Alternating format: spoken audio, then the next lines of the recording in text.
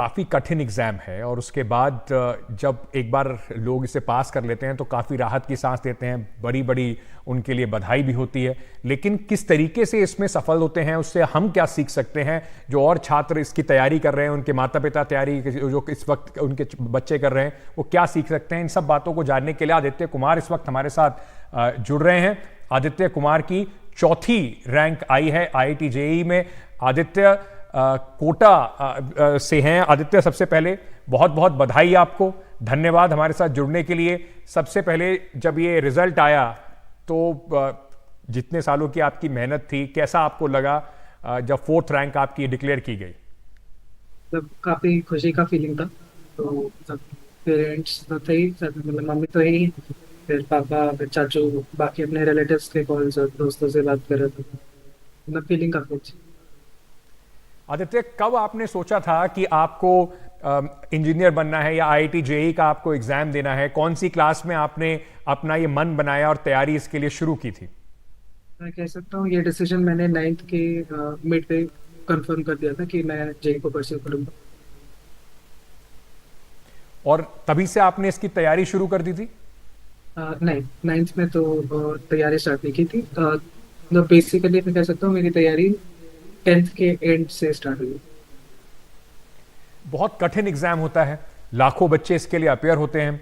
तो आप ऐसी क्या कुछ बातें अगर बताना चाहें जो आने वाले टाइम में बच्चे जो इसके लिए तैयारी कर रहे हैं उनको थोड़ी उससे सीख मिल पाए, थोड़ा वो समझ पाए, किस तरीके से आप अपनी पढ़ाई करते थे, कैसे आप अपना स्ट्रेस जो है वो मैनेज करते थे?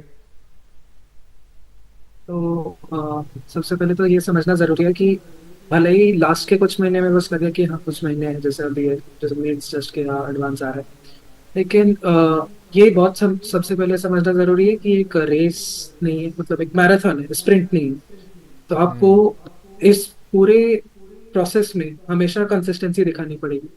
जब आप जेई का टारगेट लेते हैं तो उसमें कंसिस्टेंटली उस पर एफर्ट डालना, अपने हर क्लास में ध्यान देना, सब्जेक्ट की इंट्रिकेसीज को समझना, अपने डाउट्स क्लैरिफाई करवाना, ये सारे पे तो सबसे ज़्यादा ध्यान देना चाहिए। इसके अलावा एक जो प्रॉब्लम ऑफन स्टूडेंट्स फेस करते हैं वो है कि कॉन्फिडेंस हार जाते हैं। अब बीच में अगर आप किसी भी टास्क को बीच में छोड़ते हैं तो पहली बात ऐसा होना नहीं चाहिए। बट वही कॉन्फिडेंस हारने की वजह से इफेक्टिवली कुछ लोग गिव अप ही कर देते हैं एक पॉइंट के बाद। तो ये नहीं होना चाहिए। मतलब इसके लिए कांस्टेंट मोटिवेशन का सोर्स आप बहुत सारे जगह से डिराइव कर सकते हैं। जैसे एक तो खुद का इंटरनल ड्राइव होता है परफॉर्मेंस का, हम्म। कि हम्म। आप अचीव कुछ, आपने कुछ गोल लिया था, आप उसे अचीव करना चाहते हैं तो आप उस पर काम करेंगे। इसके अलावा कभी कभार अप्स एंड डाउन आते हैं, कुछ टेस्ट टफ आते हैं, कहीं पे मार्क्स गिरते हैं, कहीं पे रैंक गिरते हैं, ऊपर नीचे तो होते ही रहते हैं। लेकिन इससे हमें बस इतनी सी सीख लेनी चाहिए कि ये हमें ये दिखाता है कि हम कहाँ पे चूक रहे हैं और अभी हमें और कितना पढ़ने के लिए बचा है और कितना जानने के लिए बचा है, हम और कहाँ कहाँ अपने विचार और थॉट प्रोसेस को सुधार सकते हैं। तो यहाँ से जी। Instead of taking this as some sort of negative message, बस इसको अपने परफॉर्मेंस इंप्रूव करने के लिए, अपने आप को और ड्राइव करने के लिए इसको लेना चाहिए। आदित्य, क्योंकि हमने देखा अक्सर पेरेंट्स का भी बड़ा दबाव होता है कि तुमको ये करना ही करना है, क्या आपके साथ भी ऐसा कभी रहा? और अगर जो आपने बताया कि एक कांस्टेंट मोटिवेशन और ड्राइव चाहिए होती है, तो पढ़ाई के अलावा भी आप ऐसी क्या चीज़ें करते थे जिससे कि थोड़ा सा आपको रिलैक्स आप कर पाएं, मोटिवेशन आपकी बनी रहे? तो मतलब दबाव वाले पर्सपेक्टिव से बात करूँ तो मेरे पर उस तरह का दबाव कभी नहीं रहा। मतलब मम्मी और पापा हमेशा, इवन चाचू भी मेरे, वो भी क्लोज, तो हमेशा सपोर्टिव रहे हैं। मतलब मेरे डिसीजंस को समझते हैं। मतलब मैं अगर उनसे बात करना चाहता हूँ तो पहले मेरी बात सुनते हैं, मुझे अपनी बात रखने देते हैं, फिर उसके जी। बाद जो उनको बोलना होता है वो जो जो गाइडेंस है, जो एडवाइस देनी होती है वो देते हैं। इसके अलावा इन जनरल मोटिवेशन मतलब मेंटेन करने के लिए सबसे पहले तो ऐसा होता नहीं कि, मतलब आई डोंट थिंक ये पॉसिबल है कि आप बस दिन भर पढ़ते ही रह जाएं और आपका परफॉर्मेंस हम्म। अच्छा होते जाएगा। तो आपको नेचुरल है, मतलब एक सर्टेन लेवल के बाद दिमाग फटीग फील करता है, तो ब्रेक्स हम्म। चाहिए होते हैं, रिक्रिएशन चाहिए होता है। तो रिक्रिएशन के लिए अगर मैं पर्सनली बोलूँ तो मैं जनरली नीचे जाके अपने दोस्तों के साथ बैडमिंटन खेल लेता था। हम्म। और अगर दोस्त अवेलेबल नहीं है तो ऐसे ही सीढ़ियों से ऊपर नीचे भाग कर लेता था, और फिर रात में कभी कभार वॉक पे जाता था। तो मतलब मेरा पर्सनल इंटरेस्ट है एस्ट्रोनॉमी में। तो वही कॉन्स्टेलेशंस को समझना और उनको देखना, इसके जी। अलावा फिर ड्राइंग बनाना या गाने सुन लेना, इस तरह की चीज़ें करता था अपने दिमाग को मतलब पढ़ाई से दूर करने के लिए।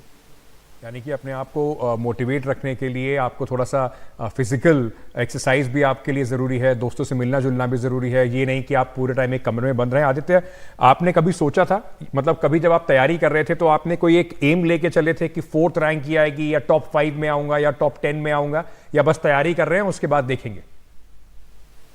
दूसरा वाला मतलब मैं कभी रैंक को लेके नहीं पढ़ता दिमाग में, क्योंकि अगर रैंक मतलब ये मैंने देखा है जब मैं प्रिपरेशन स्टार्ट कर रहा था, तो चाहे अंदर के मतलब इंटरनल टेस्ट हो उसमें भी अगर आप, मेरे साथ एटलीस्ट ऐसा होता है कि अगर मैं कोई प्री डिटरमिन्ड रैंक सेट कर लूँ कि मुझे इतना तो परफॉर्म करना ही है, तो वो एक एक्सटर्नल प्रेशर की तरह बन जाता है, और मैं मेरा बेस्ट परफॉर्मेंस तभी निकलता है जब मैं स्ट्रेस फ्री एग्जाम। तो मैंने कभी भी मतलब रैंक को सोच के पढ़ाई नहीं की थी। मेन एम तो अपना परफॉर्मेंस को इम्प्रूव करना और अपने पोटेंशियल पे परफॉर्म करना, रैंक तो बस उस प्रोसेस का एक पार्ट है। मैं अंत में आपसे पूछना चाहूँगा, आपने सोच लिया है आप कौन सी स्ट्रीम में जाएंगे इंजीनियरिंग में? आगे का आपके क्या प्लान्स हैं? हाँ, तो मतलब पहला तो अभी प्राइमरी गोल तो जेई एडवांस्ड ही है, तो जेई एडवांस में मैं ट्राई कर रहा हूँ कि मैं अब टॉप 50 एआर में आऊँ, और उसके उस पे फिर आईआईटी बॉम्बे में कंप्यूटर साइंस स्ट्रीम लो। वो मेन टारगेट है। उसके बाद फिर मतलब लॉन्ग टर्म टारगेट की बात करूँ तो तब अभी के लिए मेरा इंटरेस्ट एस्ट्रोफिजिक्स में ज़्यादा है, तो तब मैंने कुछ अपने सीनियर से भी बात की है, तो वो कंप्यूटर साइंस के थ्रू एस्ट्रोफिजिक्स परस्यू कर भी रहे हैं, तो बस वही।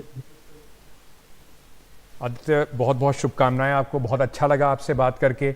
बड़ी शांति से, बड़े काम नेचर से और सरलता से आपने अपनी जर्नी के बारे में लोगों को बताया। हम उम्मीद कर रहे हैं कि इससे ज़रूर कुछ टिप्स जो बच्चे तैयारी कर रहे हैं वो ज़रूर ले पाएंगे, और आपको आपके भविष्य के लिए बहुत बहुत शुभकामनाएं। धन्यवाद।